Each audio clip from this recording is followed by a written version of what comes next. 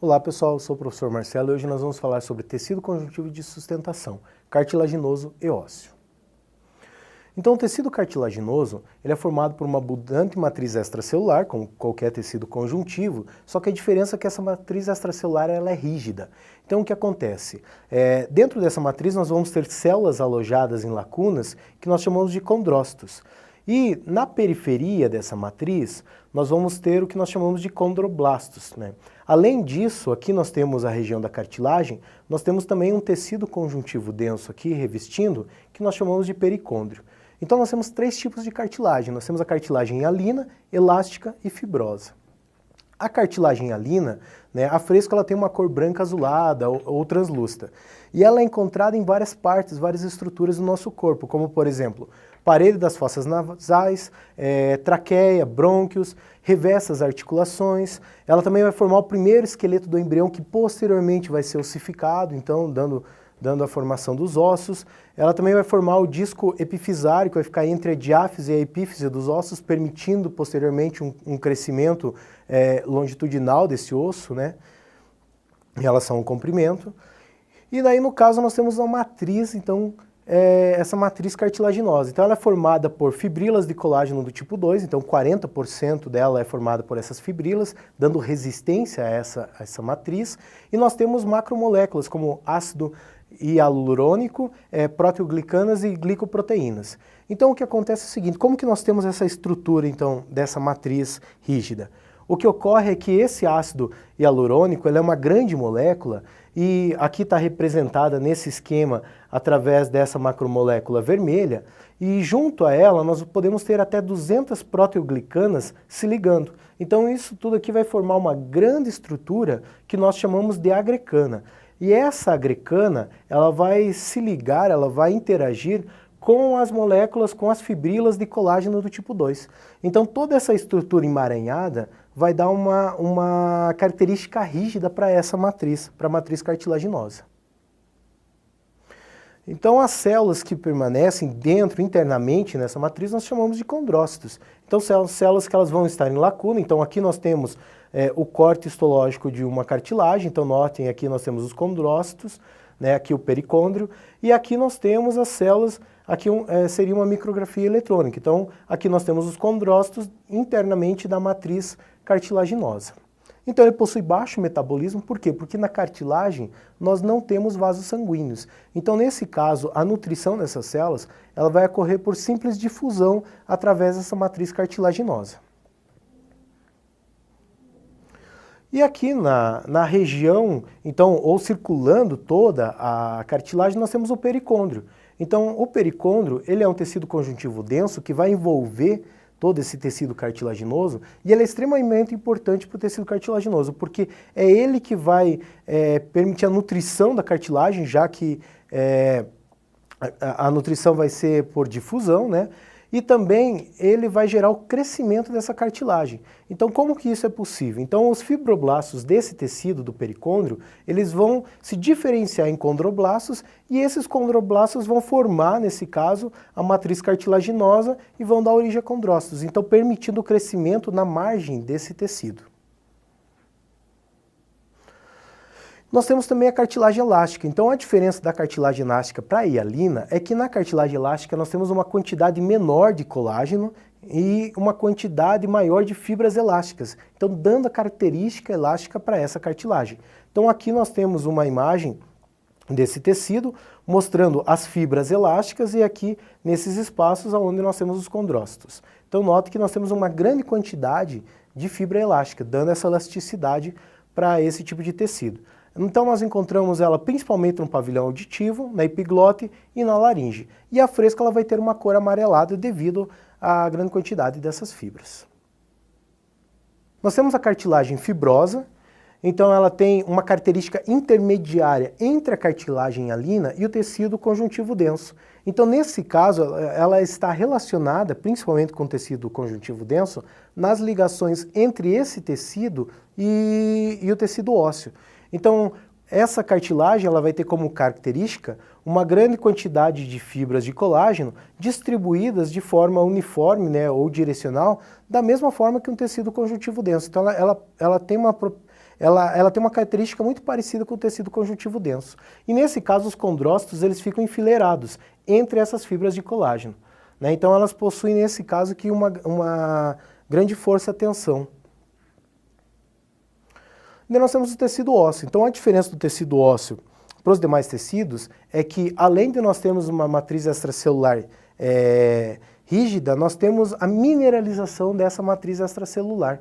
Então ela se torna uma matriz mineralizada, né? Então a matriz óssea aqui, ela vai ser formada por duas partes. Nós temos a parte orgânica, que é formada por fibras de colágenos do tipo 1, 95%, né, no caso dessa parte orgânica é formada por esse tipo de fibra, também proteoglicanos e glicoproteínas. Mas o interessante é que essa matriz, ela tem a parte inorgânica, ou seja, há um depósito aqui de fosfato de cálcio, principalmente no formato de cristais de hidroxiapatita. Então esses cristais, né, esse fosfato de cálcio que vai dar a rigidez do osso.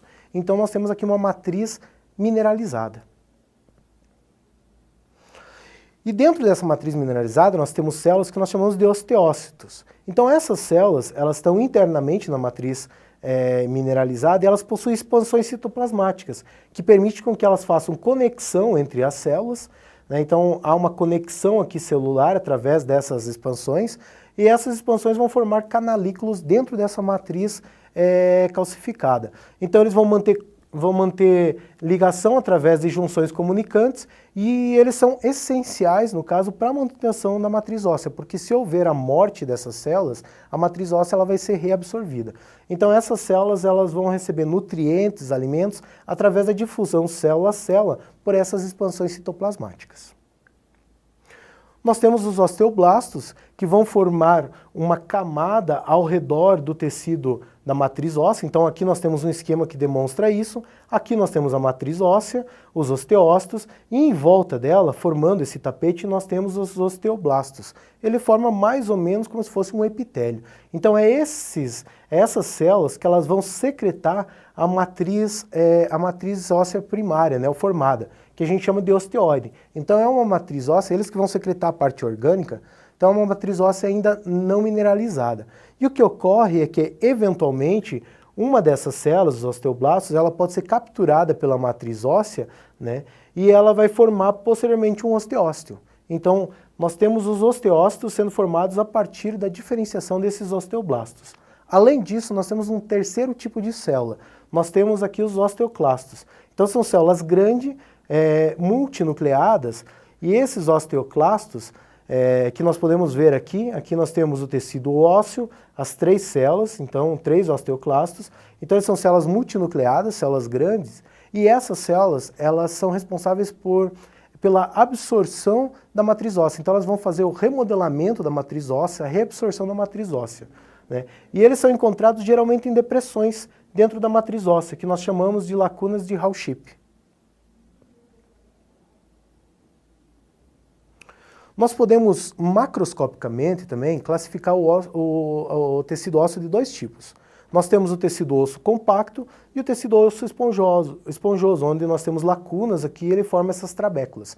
No entanto, histologicamente, eles possuem a mesma estrutura. Então essa separação é somente macroscópica. Em relação à histologia, nós temos 2 tipos de ossos. Nós temos o osso primário, aonde nós vamos ter aqui vários osteócitos e a matriz óssea primária, onde há uma distribuição de fibras, mas essa distribuição ela não segue um padrão, né? E esse osso primário, em que nós temos um grande número de osteócitos e essas fibras irregulares, ele vai ser substituído posteriormente pelo tecido ósseo secundário. No tecido ósseo secundário, nós vamos ter os canais de Haven, onde os canais de Havers é onde nós temos a passagem dos vasos sanguíneos por dentro da matriz óssea. Então, ao redor desses canais, nós vamos ter a distribuição das fibras de colágeno formando lamelas. Então, elas vão se distribuir ao redor, né, desses canais, formando lamelas, e os osteócitos geralmente ficam entre uma lamela e outra. Então, aqui nós temos um corte, né, de tecido ósseo, mostrando um canal de Havers, e aqui nós temos as lamelas sendo formadas ao redor desse canal.